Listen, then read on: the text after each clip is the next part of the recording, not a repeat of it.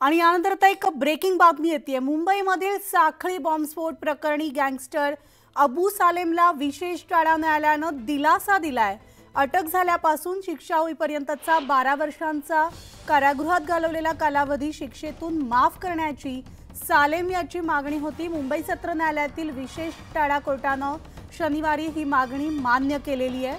सालेम याला 2005 मध्ये पोर्तुगाल सरकारनं भारताच्या हवाली केलं होतं आणि त्यानंतर अबू सालेमवर मुंबई साखळी बॉम्बस्फोट प्रकरणी खटला चालवण्यात आला आणि 2017 मध्ये विशेष टाळा न्यायालयानं त्याला दोषी ठरवून जन्मठेपेची शिक्षा सुनावली होती। सध्या तो नवी मुंबईतील तळोजा कारागृहात जन्मठेपेची शिक्षा भोगतोय। आणि याविषयीचे अपडेट जाणून घेणार आहोत। आमचे प्रतिनिधी प्रशांत बाग आपल्या सोबत आहेत। प्रशांत, अतिशय मोठी बातमी आहे। 12 वर्षांच्या कारागृहात घालवलेला कालावधी शिक्षेतून माफ करण्याची मागणी अबू सालेम यानं केलेली होती आणि दिलासा मिळाल्याचं कळतंय। काय अपडेट्स?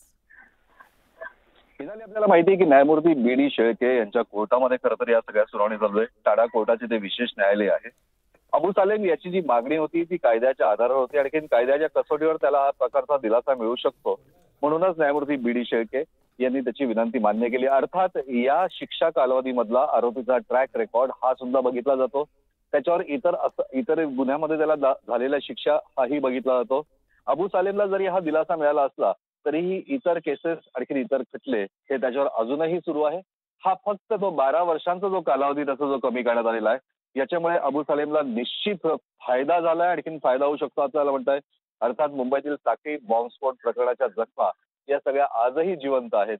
आता या विषयावर जर कोणी ऑब्जेक्शन घेतलं तर पुन्हा एकदा याचा पुनर्विचार होऊ शकतो, अर्थात हेही कायद्याच्या आधारावर। पण आज तरी आपल्याला टाडा कोर्टाचे विशेष न्यायाधीश जे आहेत बी.डी. शेळके यांनी गँगस्टर अबू सालेमला अंशतः दिलासा दिला असं आपल्याला नक्कीच म्हणता येईल।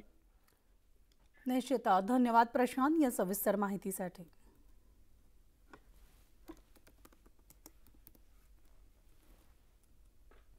आणि यानंतर आपण पाहणार आहोत बातमी तुमच्या जिल्ह्यातली, तुमच्या गावातली बातमी 36 जिल्ह्यांची।